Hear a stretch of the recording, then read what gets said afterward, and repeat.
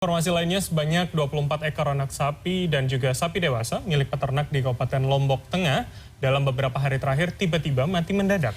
Ya, sementara itu sejumlah sapi berontak saat akan divaksin oleh petugas. Bahkan petugas nyaris terkena seruduk sapi saat vaksinasi PMK perdana dilakukan serempak di 4 kabupaten di Pulau Lombok.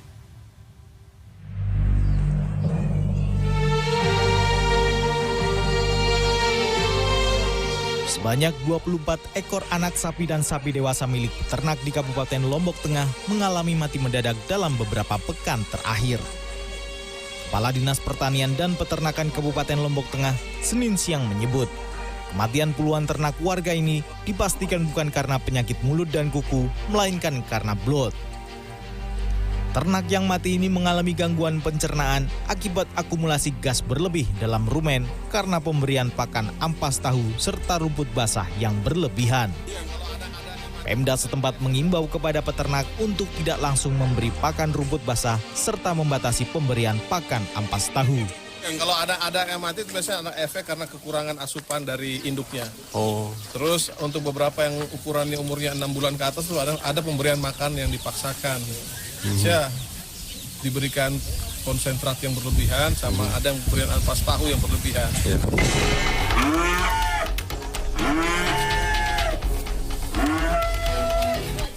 Sapi-sapi milik peternak di Kabupaten Lombok Tengah ini berontak saat penyuntikan vaksin penyakit mulut dan kuku oleh petugas Senin siang. Bahkan sapi yang berontak ini nyaris menyeruduk petugas. Beruntung peternak bisa menenangkan sapi mereka sehingga penyuntikan vaksin bisa dilakukan. Vaksinasi perdana ini dilakukan petugas Dinas Peternakan dan Kesehatan Hewan Provinsi Nusa Tenggara Barat bersama petugas di 4 kabupaten di wilayah Pulau Lombok. Sapi yang telah divaksin kemudian diberikan tanda untuk mempermudah pengenalan dengan sapi yang belum dilakukan vaksin. Kira-kira vaksin kita sudah kasih semua sesuai targetnya, sesuai peruntukannya. Lombok Barat, Lombok Tengah, Lombok Timur masing-masing 600 dosis. Kota Mataram 100 dosis, Lombok Utara 500 dosis.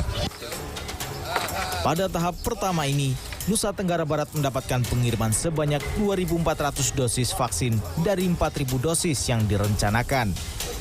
Untuk vaksinasi ini, Nusa Tenggara Barat ditargetkan selesai vaksin tahap pertama hingga tanggal 29 Juni 2022. Sementara itu, data jumlah penyakit mulut dan kuku di Nusa Tenggara Barat hingga saat ini berjumlah 49.288 ekor. Yang masih sakit 24.878 ekor dan dipotong paksa 165 ekor serta mati 56 ekor. Tim Liputan CNN Indonesia. Pemirsa, aturan pemerintah tentang pembelian minyak goreng dengan aplikasi Peduli Lindungi maupun kartu tanda penduduk menuai pro dan kontra di kalangan penjual maupun pembeli. Iya, pedagang dan pembeli menganggap pembelian menggunakan aplikasi Peduli Lindungi maupun kartu tanda penduduk atau KTP dinilai akan mempersulit warga dalam mengakses minyak goreng dan membuat omset pedagang menurun drastis.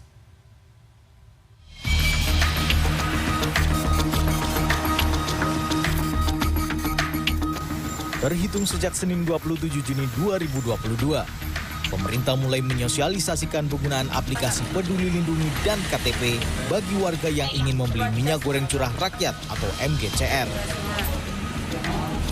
Salah satu agen penjualan minyak goreng curah di Pasar Tomang Barat, Tanjung Duren, Jakarta Barat, sejak Senin pagi justru sepi pembeli. Meski harga minyak goreng curah sudah mengikuti harga eceran tertinggi sebesar Rp14.000 per liter, tak membuat minat warga meningkat.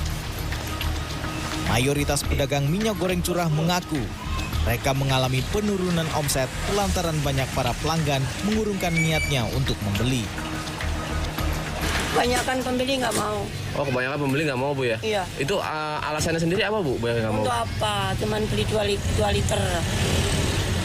Oh, alasannya gitu ya, Bu, ya? Ribet atau gimana, Bu, gitu? Ribet.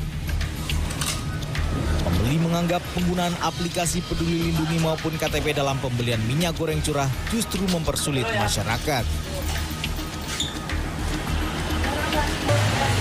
bikin dipersulit aja kayaknya Pak TPJ ya. Gimana ya? Oh, dipersulit aja ya, malah jadi dipersulit ya Bang ya? Iya, nggak kayak biasanya. Oh, kayak kita beli nih, kita kan langsung menerima gitu kan. Sekarang kan kalau melalui KTP kan kayaknya agak sulit aja gitu.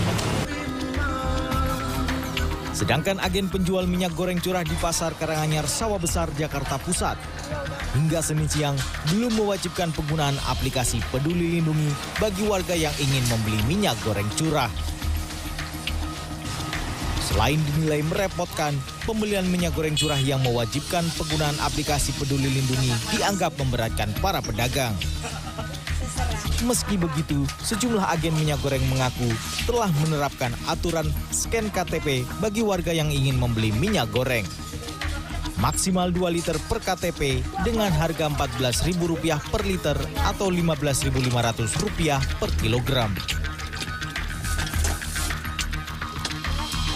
Tapi kalau aplikasinya lancar, bagus, nggak ngerepotin, atau scan-nya KTP aja atau peduli lindungi aja nggak apa-apa, jangan double-double prosesnya. Jadi agak merepotkan juga Bu ya. Scan KTP aja sebenarnya kita repot, tapi mau gimana kita ikutin, apalagi ntar kalau nambah peduli lindungi.